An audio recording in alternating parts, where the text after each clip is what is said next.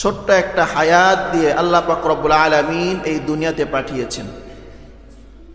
আমার আপনার হায়াত এর পরিমাণটা কি পরিমাণ, আমাদের হায়াতের পরিমাণটা কেমন?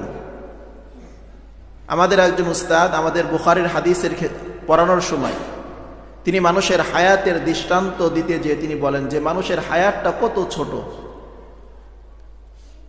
দুনিয়ার ভিতরে যখন কোনো মানুষ মৃত্যুবরণ করে তখন মসজিদের মাইকের ভিতরে এলান হয় যে অমুকের পিতা অমুক বা অমুকের সন্তান অমুক ইন্তেকাল করেছেন, মৃত্যুবরণ করেছেন।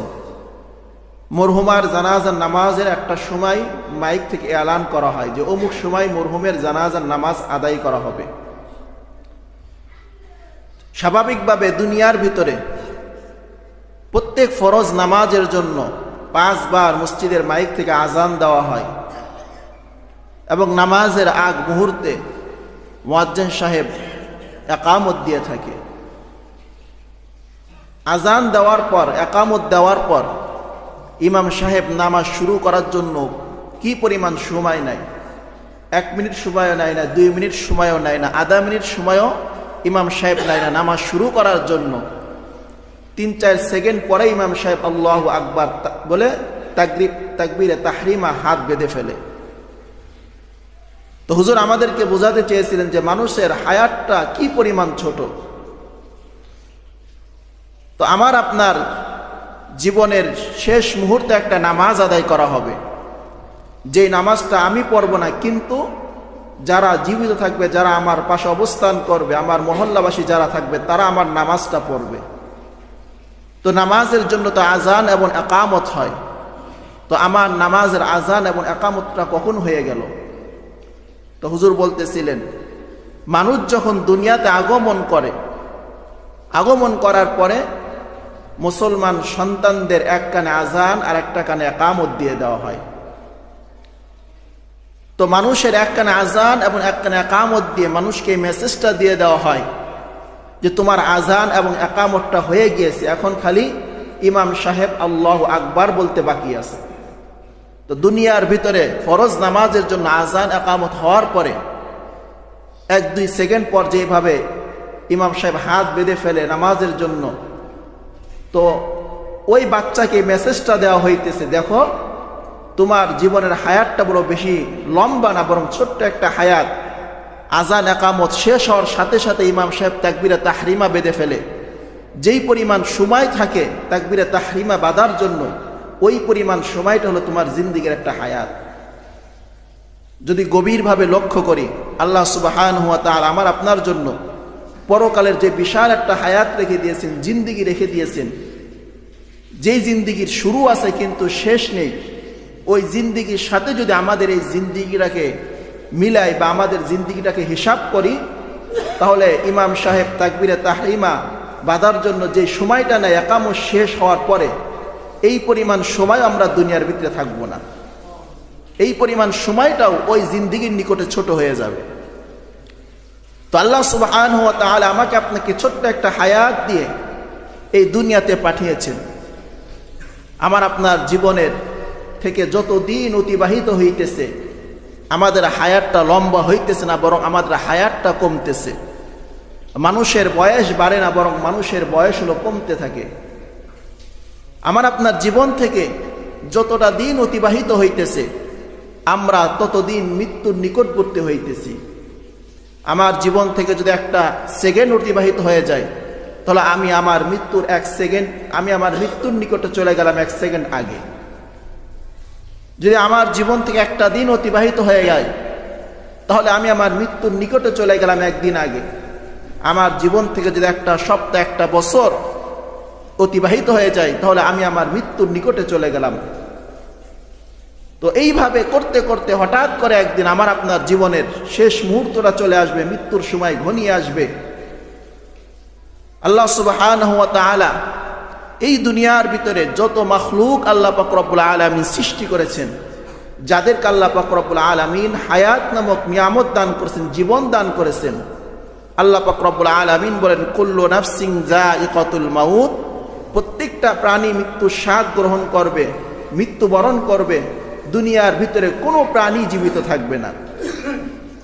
পয়গম্বর হযরত মুসা আলাইহিস সালাতু ওয়াস সালামের যখন মৃত্যুর সময় ঘনিয়ে আসলো, আল্লাহ সুবহানাহু ওয়া তাআলা মৃত্যুর ফেরেশতাকে পয়গম্বর হযরত মুসা আলাইহিস সালাতু ওয়াস সালামের নিকট পাঠিয়ে দিলেন।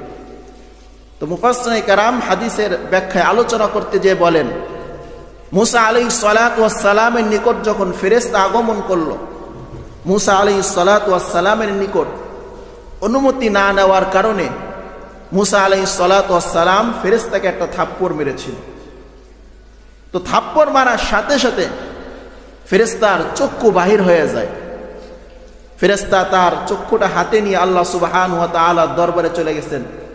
আল্লাহ পাক রব্বুল আলামিনকে বলতেছেন, রব্বুল আলামিন, আপনি আমাকে কার নিকট পাঠিয়েছেন?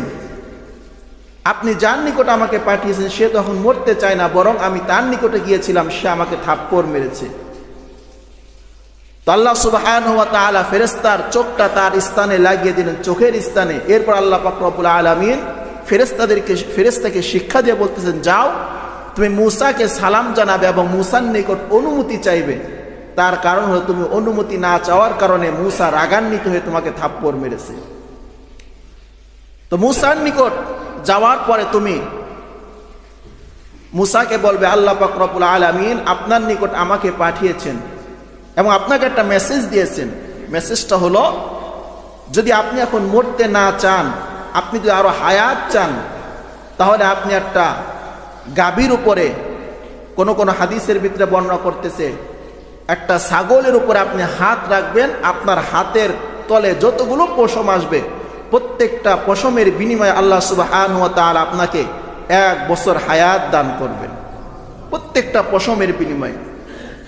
তো মূসা আলাইহিস সালাতু ওয়াস সালামের নিকট যখন ফেরেশতা আগমন করলেন, ফেরেশতা মূসা আলাইহিস সালাতু ওয়াস সালামকে বলতেছেন, আল্লাহ সুবহানাহু ওয়া তাআলা আপনাকে একটা মেসেজ দিয়েছেন, একটা অফার দিয়েছেন। অফারটা হলো, আপনি যদি এখন মৃত্যুবরণ করতে না চান, দুনিয়াতে আরো দিন আরো থাকতে চান, তাহলে আপনি একটা ছাগলের উপর হাত রাখেন, আপনার হাতের তলায় ছাগলের শরীরের যতগুলো পশম আসবে প্রত্যেকটা পশমের বিনিময়ে আল্লাহ সুবহানাহু ওয়া তাআলা আপনাকে 1 বছর করে হায়াত দান করবেন। মূসা আলাইহিস সালাতু ওয়াস সালাম এরপর ফেরেশতাকে প্রশ্ন করতেছেন, প্রত্যেকটা পশমের বিনিময়ে আল্লাহ তাআলা আমাকে তো 1 বছর করে হায়াত দান করবেন, এই হায়াত শেষ হয়ে যাওয়ার পর আমার অবস্থাটা কি হবে? ফেরেশতা বলতেছেন, হায়াত শেষ হওয়ার পর আপনাকে মৃত্যুবরণ করতে হবে, মৃত্যুর স্বাদ আপনাকে গ্রহণ করতে হবে, আল্লাহ পাক রব্বুল আলামিনের নিকট আপনার যাইতে হবে। তো মূসা আলাইহিস সালাতু ওয়াস সালাম ফেরেশতাকে লক্ষ্য করে বলতেছেন, যেহেতু আমার মৃত্যুবরণ করতেই হবে, 2 দিন আগে হোক বা 2 দিন পরে হোক, তো সুতরাং 2 দিন পরে আমার মৃত্যুবরণ করা দরকার নেই, তুমি যেহেতু এখন এসেছো, আমার এখনই মৃত্যুটা হয়ে যাক। তো এই হাদিসের মাধ্যমে আল্লাহ রাসূল সাল্লাল্লাহু আলাইহি ওয়াসাল্লাম আমাদেরকে মেসেজ দিতেছেন, জমিনের ভিতরে আল্লাহ সুবহানাহু ওয়া তাআলা যত মাখলুক পাঠিয়েছেন প্রত্যেকটা মাখলুকের মৃত্যুর স্বাদ গ্রহণ করতে হবে, 2 দিন আগে হোক বা 2 দিন পরে হোক। তো আল্লাহ সুবহানাহু ওয়া তাআলা আমাকে আপনাকে মৃত্যু নামক বস্তুর মাধ্যমে দুনিয়া থেকে চিরদিনের জন্য নিয়ে যাবেন, তাহলে কেন আল্লাহ সুবহানাহু ওয়া তাআলা ছোট্ট একটা হায়াত দিয়ে আল্লাহ পাক রব্বুল আলামিন আমাকে আপনাকে দুনিয়াতে পাঠালেন? কোরআনুল কারীমের ভিতরে আল্লাহ সুবহানাহু ওয়া তাআলা বলেন, ওয়ামা খালাকাতুল জিন্না ওয়াল ইনসা ইল্লা লিয়াবুদুন।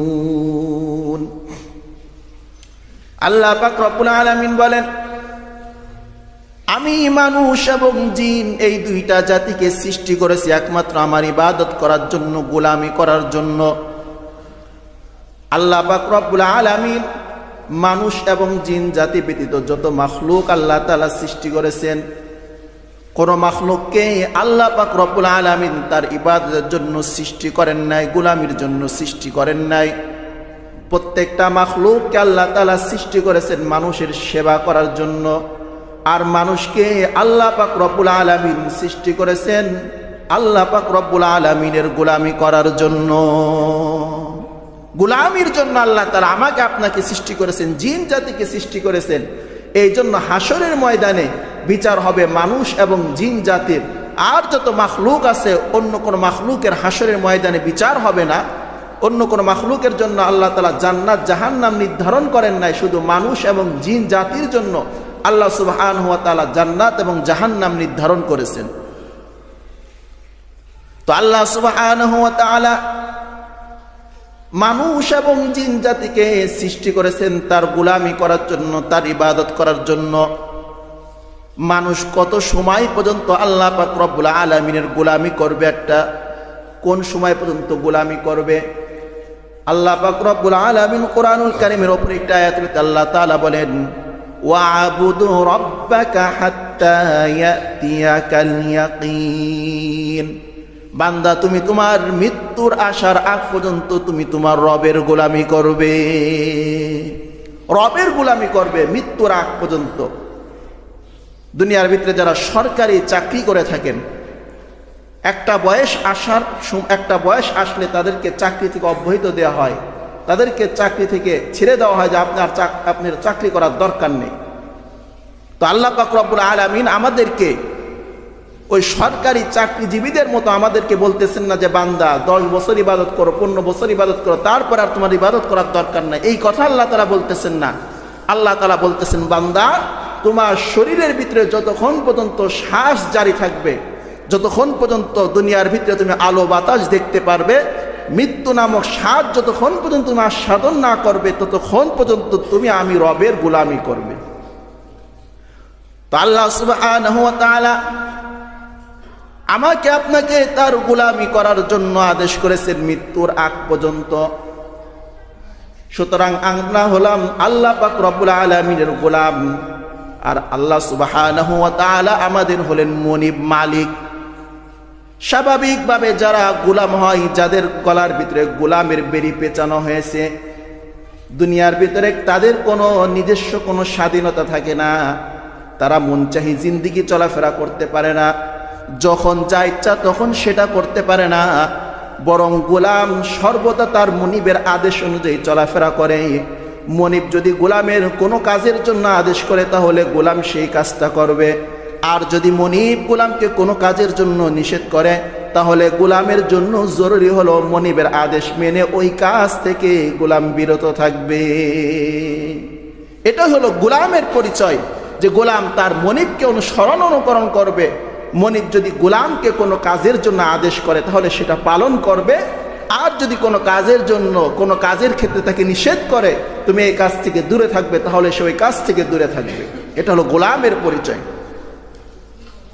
দুনিয়ার ভিতরে কোনো গোলাম যদি তার মনিবের আদেশকে অনুসরণ করে, মনিবের আদেশকে মানে, তাহলে মনিব ওই গোলামকে ভালোবাসবে, মোহাব্বত করবে। গোলামের যত প্রয়োজন আছে সব প্রয়োজন মনিব পুরা করে দিবে। আর যদি গোলাম তার মনিবের আদেশকে অমান্য করে, মনিবের আদেশ না মানে, বরং মন চাহি জিন্দেগি পরিচালনা করে, তাহলে ওই গোলামকে মনিব কখনো ভালোবাসবে না, মোহাব্বত করবে না, বরং গোলামকে মনিব শাস্তি দিবে, গোলামকে মনিব অপমান করবে, গোলামকে মনিব তার ঘরের ভিতরে রাখবে না। তো আল্লাহ সুবহানাহু ওয়া তাআলা যেহেতু আমাদের মালিক এবং আমরা হলাম আল্লাহ পাক রব্বুল আলামিনের গোলাম, সেই হিসাবে আল্লাহ সুবহানাহু ওয়া তাআলা যে সকল আদেশ নিষেধ আছে, এবং আমরা যদি আল্লাহ পাক রব্বুল আলামিনের ভালোবাসা পেতে চাই, আল্লাহর ভালোবাসা মোহাব্বত অর্জন করতে চাই, তাহলে গোলাম হিসাবে আমাদের মালিক আল্লাহর সকল আদেশ নিষেধ আমাদেরকে মানতে হবে, ফলো করতে হবে। যদি আমরা আল্লাহ পাক রব্বুল আলামিনের আদেশ নিষেধকে মানতে পারি, ফলো করতে পারি, আল্লাহ সুবহানাহু ওয়া তাআলার আদেশকে মেনে নিজের জীবনটাকে পরিচালনা করতে পারি, তাহলে আল্লাহ সুবহানাহু ওয়া তাআলা আমার আপনার উপর খুশি হয়ে যাবেন, আমার আপনাকে আল্লাহ পাক রব্বুল আলামিন মোহাব্বত করবেন, ভালোবাসবেন। দুনিয়ার ভিতরে যা কিছু প্রয়োজন আল্লাহ সুবহানাহু ওয়া তাআলা পরিপূর্ণ করে দিবেন সকল প্রয়োজনগুলো। আর যদি আমি আপনি গোলামির জিন্দেগিটাকে আল্লাহ পাক রব্বুল আলামিনের নাফরমানির ভিতরে অতিবাহিত করি, আল্লাহর হুকুম অনুযায়ী না চলি, আল্লাহর আদেশকে অমান্য করে চলি, তাহলে আল্লাহ সুবহানাহু ওয়া তাআলা আমাকে আপনাকে মোহাব্বত করবেন না, ভালোবাসবেন না, বরং আমি আপনি আল্লাহ পাক রব্বুল আলামিন শাস্তির সম্মুখীন হব। আল্লাহ সুবহানাহু ওয়া তাআলা আমাকে আপনাকে শাস্তি দিবেন। এই জন্য যারা দুনিয়ার জিন্দেগিতে গোলামির জিন্দেগি অতিবাহিত করতে চায়, গোলামির জিন্দেগিকে অর্জন করতে চায়, গোলামির জিন্দেগি অনুযায়ী নিজের জীবনটাকে পরিচালনা করতে চায়, আল্লাহর গোলাম হতে চায়, তাদের জন্য 1 নম্বর শর্ত হলো যে হারামকে ছেড়ে দিয়ে হালালটাকে গ্রহণ করতে হবে। আল্লাহ সুবহানাহু ওয়া তাআলা আমার আপনার জন্য যে সকল বিষয়গুলোকে হারাম করে দিয়েছেন, যেমন সুদ খাওয়া হারাম, কেউ যদি আল্লাহর গোলাম হতে চায় তার জন্য সুদটাকে ছেড়ে দিতে হবে। ঘুষ খাওয়া এটা হারাম, কেউ যদি আল্লাহর গোলাম হতে চায় তাহলে তার জন্য ঘুষ এটা ছেড়ে দিতে হবে। নামাজ পরিত্যাগ করা যাবে না, নামাজ আদায় করতে হবে। কোনো ব্যক্তি যদি আল্লাহর গোলাম হতে চায় তাহলে তাকে নামাজ পড়তে হবে, নামাজ ছেড়ে দেওয়া যাবে না। রোজা রাখতে হবে, কোনো ব্যক্তি যদি আল্লাহর গোলাম হতে চায় তাহলে তাকে রোজা রাখতে হবে, রোজা ছাড়া যাবে না। কারো উপর যদি হজ ফরজ হয়ে থাকে, সে যদি আল্লাহর গোলাম হতে চায় তাহলে তার জন্য হজ করতে হবে, হজটাকে পরিত্যাগ করা যাবে না। মোট কথা, আল্লাহ সুবহানাহু ওয়া তাআলার যত আহকাম আছে, কেউ যদি দুনিয়ার ভিতরে আল্লাহর গোলাম হতে চায়, গোলামির জিন্দেগি অতিবাহিত করতে চায় দুনিয়াতে, তাহলে আল্লাহ পাক রব্বুল আলামিনের সকল আহকামগুলো তাকে মেনে ফলো করে চলতে হবে। যদি সে ফলো করে চলতে পারে আহকামগুলোকে, তাহলে সে গোলাম হতে পারবে, প্রকৃত বান্দা হতে পারবে। আর যদি আহকামগুলোকে ফলো না করে তাহলে সে কখনো আল্লাহ পাক রব্বুল আলামিনের গোলাম হতে পারবে না। যারা আল্লাহ সুবহানাহু ওয়া তাআলার গোলাম হয়ে নিজের জীবনটাকে দুনিয়ার ভিতরে গোলামির জিন্দেগি হিসাবে পরিচালনা করবে, আল্লাহ সুবহানাহু ওয়া তাআলা ওই সকল বান্দাদের জন্য কিয়ামতের ময়দানে জান্নাতের সুসংবাদ আল্লাহ তাআলা দান করেছেন। আল্লাহ সুবহানাহু ওয়া তাআলা বলেন, ইন্নাল আবরারা লাফি নাঈম। আল্লাহ পাক রব্বুল আলামিন বলেন, নিশ্চয়ই যারা আমি আল্লাহর গোলাম হবে, যারা নেককার বান্দা হবে, যারা আমি আল্লাহর ইবাদত বন্দেগী করে দুনিয়া থেকে আমি আল্লাহ তাআলার দরবারে হাজির হবে, আমি আল্লাহ পাক রব্বুল আলামিন ওই সকল বান্দাদের জন্য জান্নাত নামক একটা নিয়ামত রেখে দিয়েছি। আমি আল্লাহ তাদেরকে জান্নাত দান করব। যারা গোলামির জিন্দেগি অতিবাহিত করে আল্লাহ পাক রব্বুল আলামিনের দরবারে আগমন করবে, আল্লাহ সুবহানাহু ওয়া তাআলা ওই সকল বান্দাদেরকে কবরের ভিতরে জান্নাতের ব্যবস্থা করে দিবেন, জান্নাতের সুসংবাদ দিয়ে দিবেন। জান্নাতের ভিতরে, কবরের ভিতরে তারা জান্নাতের বিভিন্ন নিয়ামতগুলো ভক্ষণ করতে থাকবে। আল্লাহ রাসূল সাল্লাল্লাহু আলাইহি সাল্লামের একজন সাহাবী হাদিস বর্ণনা করতেছেন যে যারা গোলাম হয় তাদের মৃত্যুর অবস্থাটা কেমন হবে, আর যারা নাফরমান হয় তাদের মৃত্যুর অবস্থাটা কেমন হয়। তো আল্লাহ রাসূল সাল্লাল্লাহু আলাইহি সাল্লামের সাথে সাহাবায়ে কেরাম একটা আনসারী ব্যক্তির জানাজায় অংশগ্রহণ করার জন্য আগমন করেছেন। সাহাবায়ে কেরাম বর্ণনা করেন, আমরা যখন জানাজার নিকট চলে গেলাম, আমরা লক্ষ্য করে দেখলাম এখনো কবর প্রস্তুত করা হয়নি, কবরটাকে খনন করা হয় নাই। আল্লাহ রাসূল সাল্লাল্লাহু আলাইহি সাল্লাম নিচে জমিনের ভিতরে বসে গেলেন। সাহাবীরা বলেন, আমরাও আল্লাহ রাসূল সাল্লাল্লাহু আলাইহি সাল্লামের চতুর সাইডেও আমরাও বসে গেলাম। রাসূল বসে গিয়েছেন জমিনের ভিতরেও, আমরাও বসে গিয়েছি রাসূলের চতুর সাইডে। সাহাবী বর্ণনা করেন, আল্লাহ রাসূল সাল্লাল্লাহু আলাইহি সাল্লাম হাতের ভিতরে একটা লাঠি নিয়ে, একটা খড়ি নিয়ে জমিনের ভিতরে মাটি খুঁড়তেছিলেন, জমিনের ভিতরে কি জানি আঁকতেছিলেন। কিছুক্ষণ পর আল্লাহ রাসূল সাল্লাল্লাহু আলাইহি সাল্লাম মাথা উত্তোলন করলেন। মাথা উঠিয়ে সাহাবায়ে কেরামকে লক্ষ্য করে বলতেছেন, ওগো আমার সাহাবারা, তোমরা কবরে আযাব হতে আল্লাহ পাক রব্বুল আলামিনের দরবারে আশ্রয় প্রার্থনা করো। কবরে আযাব হতে তোমরা আল্লাহর দরবারে আশ্রয় চাও। সাহাবী বলতেছেন, আল্লাহ রাসূল সাল্লাল্লাহু আলাইহি ওয়াসাল্লাম এই কথাটা, এই শব্দটা 3 বার উচ্চারণ করলেন যে তোমরা কবরে আযাব হতে আল্লাহ পাক রব্বুল আলামিনের দরবারে আশ্রয় চাও, মাফ চাও, ক্ষমা চাও। আল্লাহ রাসূল সাল্লাল্লাহু আলাইহি ওয়াসাল্লাম বলেন, দুনিয়ার ভিতর থেকে যখন কোনো আল্লাহর গোলাম বা আল্লাহর প্রকৃত বান্দা, কোনো মুমিন বান্দার মৃত্যুর সময় ঘনিয়ে আসে, আল্লাহ সুবহানাহু ওয়া তাআলা যে সকল ফেরেশতাদেরকে বান্দার জান কবজ করার জন্য নিয়োজিত করে রেখেছেন, নির্ধারণ করে রেখেছেন, আল্লাহ রাসূল বলেন ওই সকল ফেরেশতারা সুন্দর চেহারা বিশিষ্ট হয়ে, তাদের চেহারার ভিতরে আলো থাকে, নূর থাকে। ওই সকল ফেরেশতারা ওই মুমিন বান্দার নিকটে আগমন করে, আর মুমিন বান্দার দৃষ্টি শক্তি যত দূর পর্যন্ত যায়, ওই সকল ফেরেশতারা সারিবদ্ধ হয়ে তারা মুমিন বান্দার জন্য বসে পড়ে। মুমিন বান্দাকে অভ্যর্থনা জানানোর জন্য, আল্লাহর গোলামকে অভ্যর্থনা জানানোর জন্য তারা বসে পড়ে সারিবদ্ধ হয়ে, যত দূর পর্যন্ত মুমিন বান্দার দৃষ্টি যেতে থাকে। আল্লাহ রাসূল সাল্লাল্লাহু আলাইহি সাল্লাম বলেন,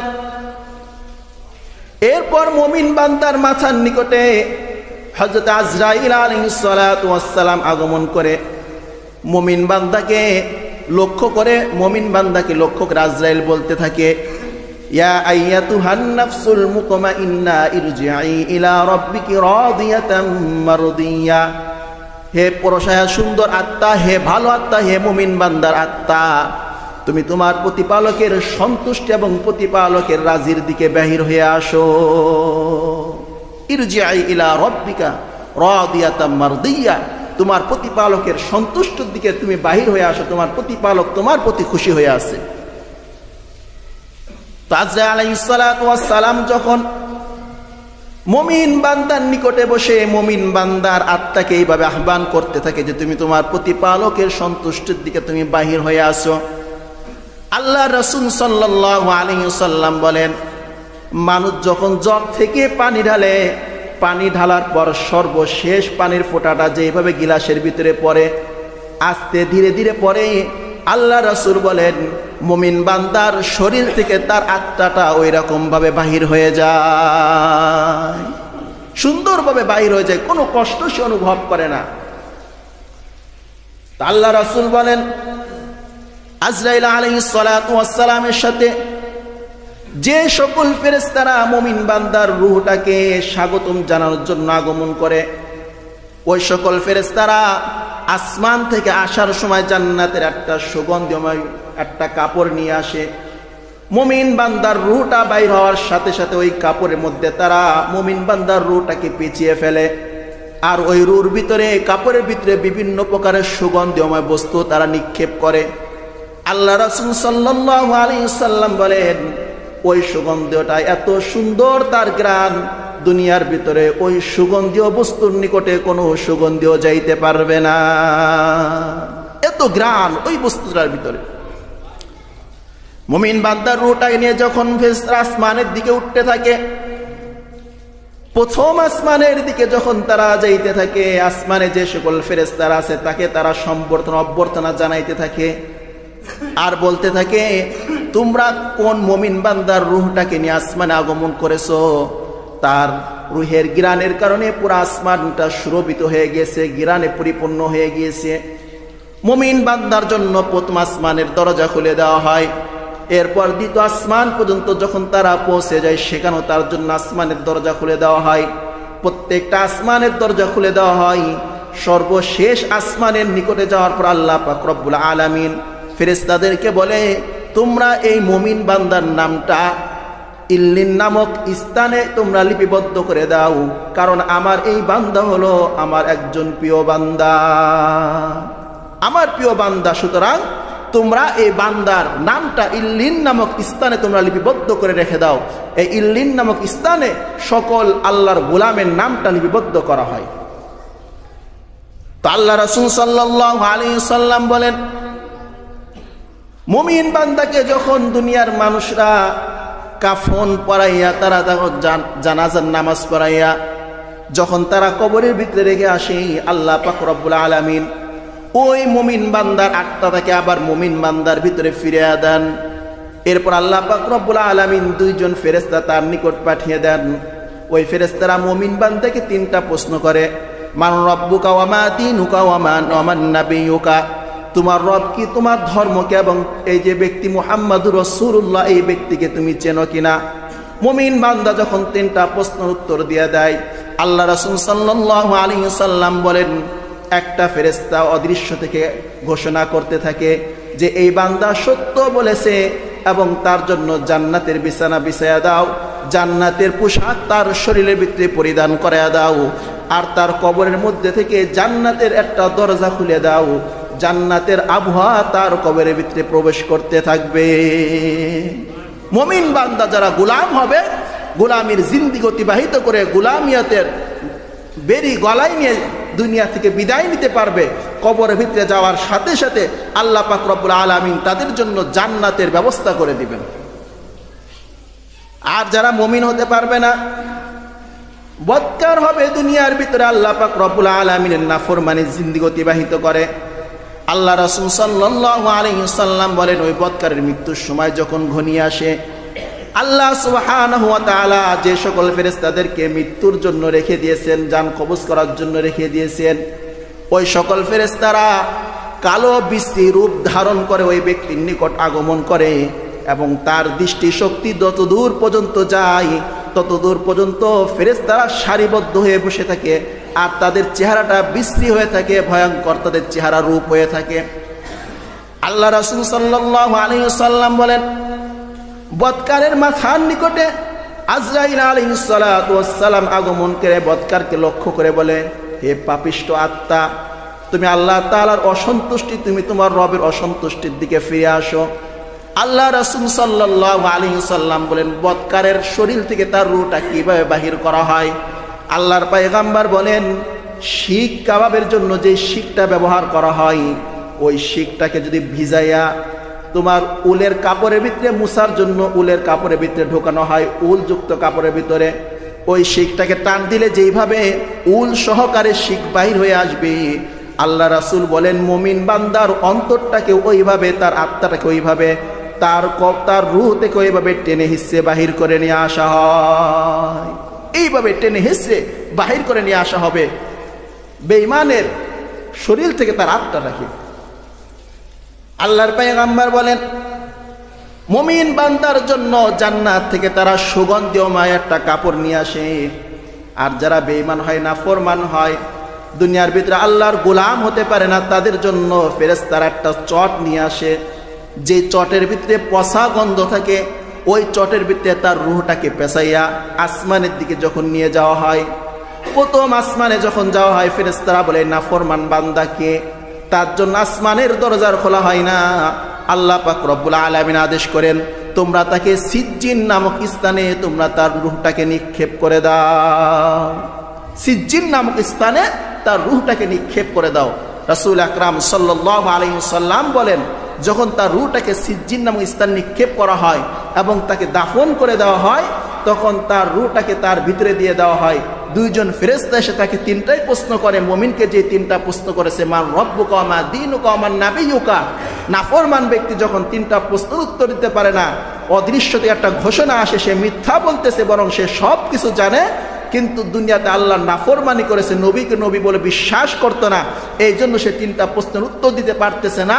তোমরা তার শরীরের ভিতরে জাহান্নামের পোশাক পরিধান করিয়ে দাও, তার জন্য জাহান্নামের বিছানা বিছায় দাও এবং জাহান্নাম থেকে একটা দরজা খুলে দাও, তার কবরের ভিতরে যে জরদার মাধ্যমে জান্নাতের আবহাওয়া, গরম আবহাওয়া তার কবরের ভিতরে প্রবেশ করবে। এমনকি আল্লাহ রাসূল বলেন, তার কবরটাকে সংকুচিত করে দেওয়া হয়, এক পাজরে হাড্ডি অপর পাজরে হাড্ডির ভিতরে ঢুকে যায়, এমন একটা অবস্থা হয়ে যায়। তো আল্লাহ পাক রব্বুল আলামিন নাফরমান বান্দার জন্য আল্লাহ তাআলা শাস্তি হিসাবে জাহান্নামকে আল্লাহ পাক রব্বুল আলামিন নির্ধারণ করে রেখেছেন। যারা দুনিয়ার ভিতরে নাফরমানি করবে, আল্লাহ পাক রব্বুল আলামিন মৃত্যুর পর তাদেরকে জাহান্নাম নামক স্থানে আল্লাহ তাআলা তাদেরকে দাখিল করবেন। আল্লাহ সুবহানাহু ওয়া তাআলা জাহান্নামের আলোচনা করতে যে কোরআনুল কারীমের ভিতরে আল্লাহ তাআলা বলেন, ওয়া তাম্মাত কালিমাতু রাব্বিকা লাআমলা আন্না জাহান্নামা মিনাল জিন্নাতি ওয়ান নাসি আজমাইন। আল্লাহ পাক রব্বুল আলামিন মানুষ এবং জিন জাতির মাধ্যমে জাহান্নামটাকে পরিপূর্ণ করবেন। আল্লাহ সুবহানাহু ওয়া তাআলা বলেন, ওয়া ইন্নাল ফুজ্জারা লাফি জাহিম। যারা দুনিয়ার ভিতরে পাপাচার হবে, অন্যায় কাজের সাথে যারা জড়িত থাকবে, যারা দুনিয়ার ভিতরে আমি আল্লাহর গোলাম হতে পারবে না, আমি আল্লাহ তাদের জন্য জাহান্নাম নির্ধারণ করে রেখেছি। আল্লাহ সুবহানাহু ওয়া তাআলা জাহান্নামের জন্য 7টা দরজা নির্ধারণ করেছেন। আল্লাহ পাক রব্বুল আলামিন বলেন, ওয়া ইন্না মাওঈদাহুম আজমাইন লাহা সাবআতু আবওয়াব লিকুল্লি বাবিম মিনহুম জুজউম মুকতাসিমুন।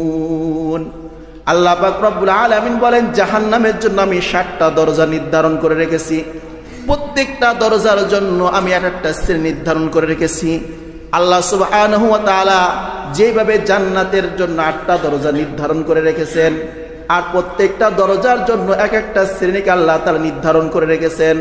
যারা দুনিয়ার ভিতরে নামাজ আদায় করবে জান্নাতের ভিতরে তারা নামাজি নামক দরজা দিয়ে প্রবেশ করবে। যারা রোজা পালন করবে দুনিয়ার ভিতরে জান্নাতের ভিতরে তারা রোজা নামক দরজা দিয়ে জান্নাতের ভিতরে প্রবেশ করবে। ঠিক তদ্রূপভাবে দুনিয়ার ভিতরে যারা নাফরমান হবে, যারা নামাজ আদায় করবে না, যারা আল্লাহ পাক রব্বুল আলামিনের গোলামি করবে না, ওই সকল ব্যক্তিদের জন্য জাহান্নামের ভিতরে আল্লাহ পাক রব্বুল আলামিন আলাদা আলাদা দরজা নির্ধারণ করে রেখেছেন। 7টা দরজা আল্লাহ তাআলা জাহান্নামের ভিতরে রেখেছেন। এই 7টা দরজা দিয়ে জাহান্নামের ভিতরে জাহান্নামীরা প্রবেশ করবে।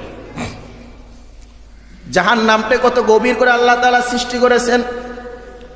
আল্লাহ রাসূল সাল্লাল্লাহু আলাইহি ওয়াসাল্লাম সাহাবায়ে কেরামদেরকে নিয়ে একবার বসে আছেন।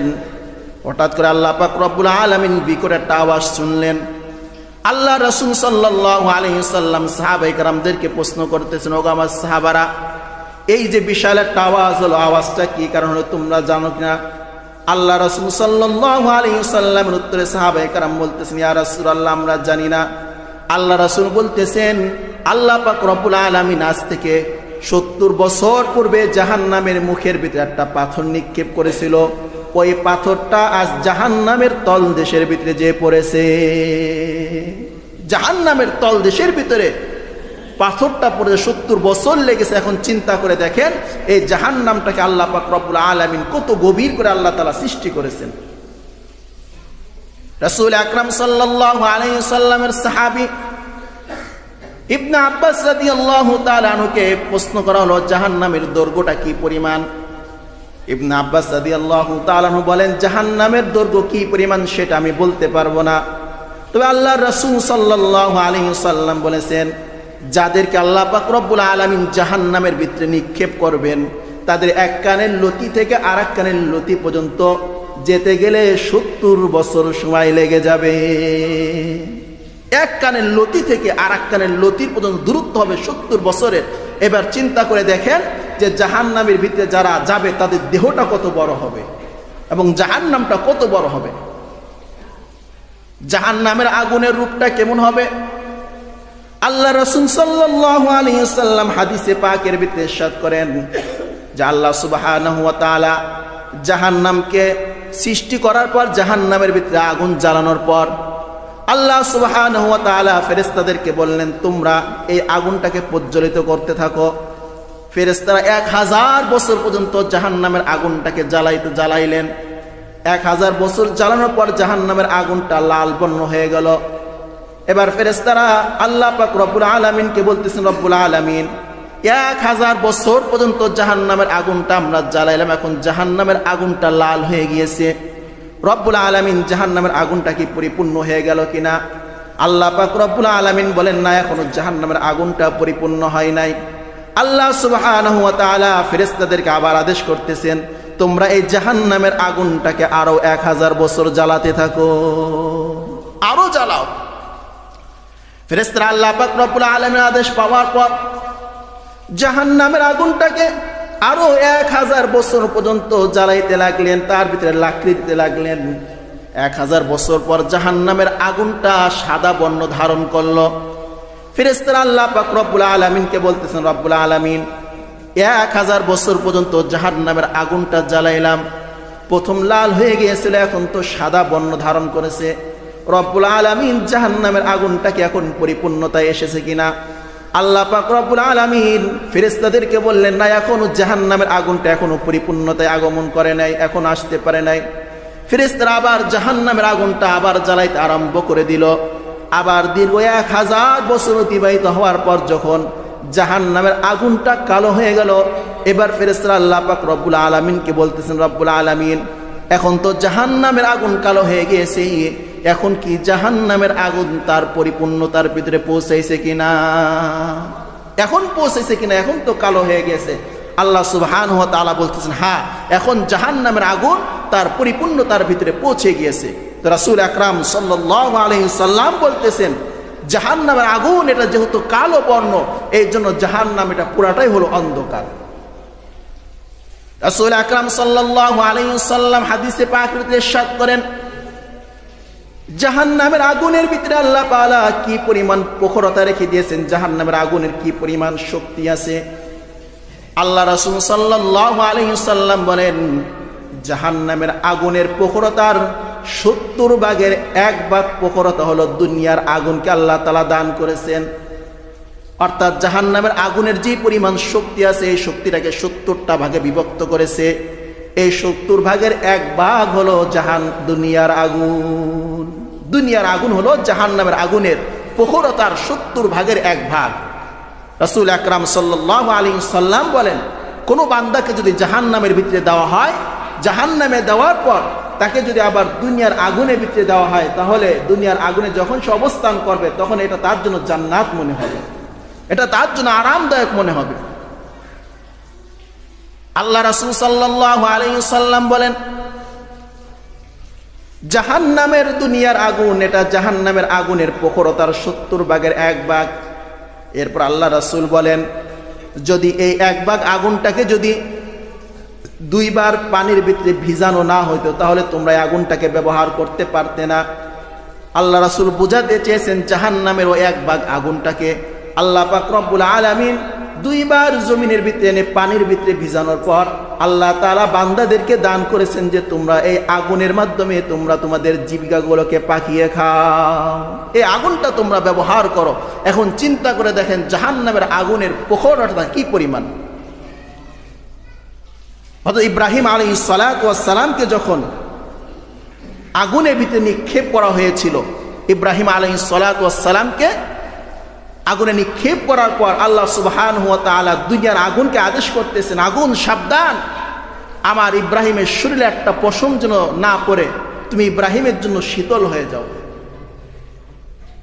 আল্লাহ সুবহানাহু ওয়া তাআলা আগুনকে ইব্রাহিম আলাইহিস সালাতু ওয়াস সালামের শরীরের পশম না পড়ানোর জন্য আদেশ করতেছেন।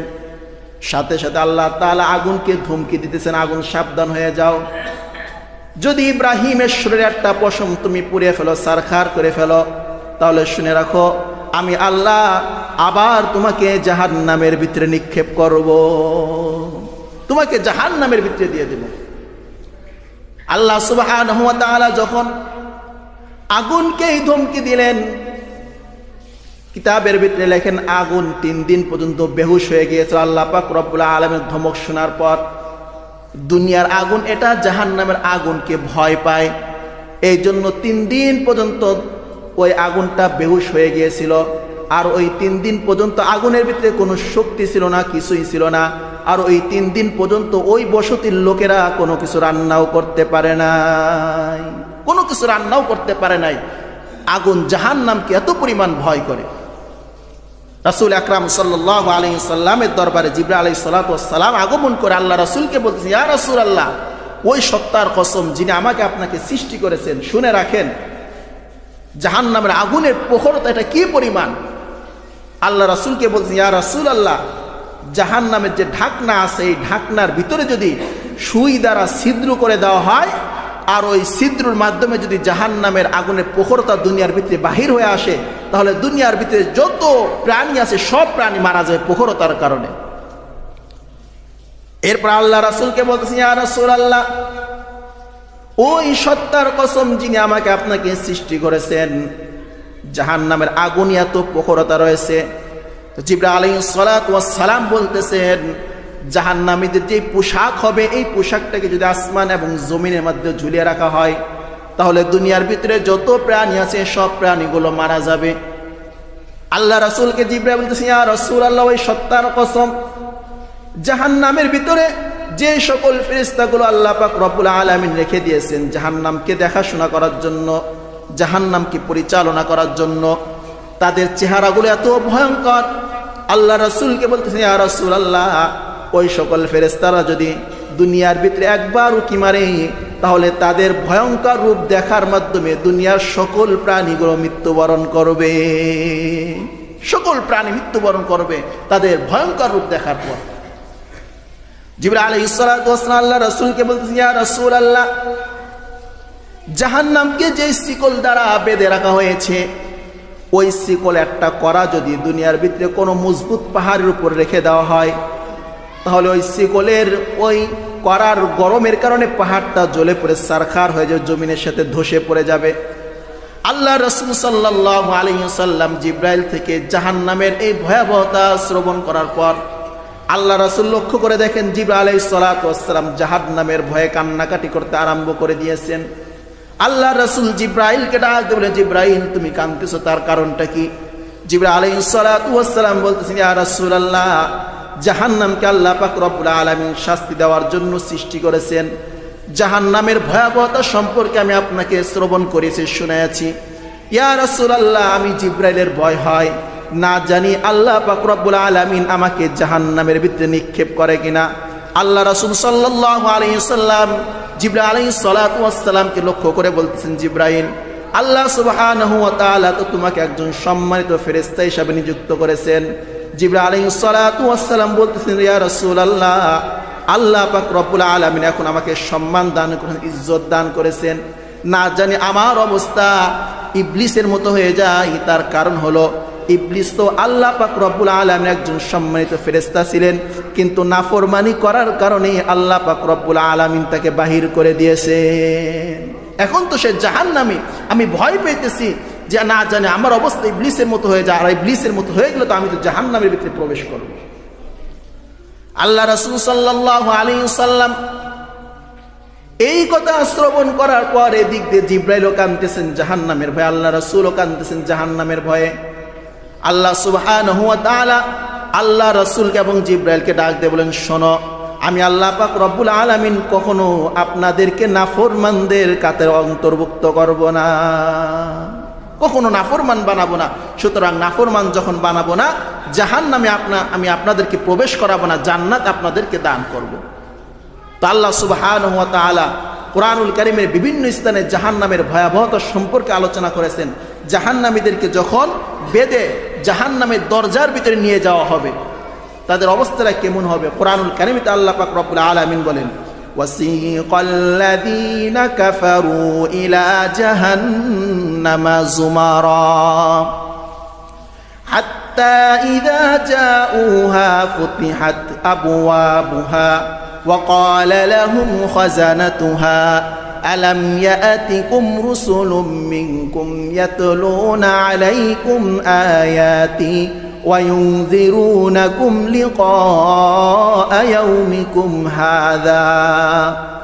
আল্লাহ পাক রব্বুল আলামিন বলেন, জাহান্নামীদেরকে যখন শিকল দ্বারা বেঁধে জাহান্নামের দিকে টেনে নিয়ে যাওয়া হবে, ওয়াসিকাল্লাযীনা কাফারু ইলা জাহান্নামা যুমারা, দলে দলে যখন তাদেরকে শিকল দ্বারা বেঁধে জাহান্নামের দরজার সামনে নিয়ে যাওয়া হবে, জাহান্নামের দরজার সামনে যে ফেরেশতা থাকবে প্রহরী হিসাবে, ওই ফেরেশতা এই জাহান্নামীদেরকে লক্ষ্য করে বলবেন, আলাম ইয়াতিকুম রুসুলুম মিনকুম ইয়াতলুনা আলাইকুম আয়াতি, তোমাদের নিকট কি আল্লাহ পাক রব্বুল আলামিনের রাসূল আগমন করে নাই এবং তিনি কি তোমাদের নিকট তার কিতাবগুলো পাঠ করে শ্রবণ করায় না, তার কিতাবগুলো পাঠ করে নাই?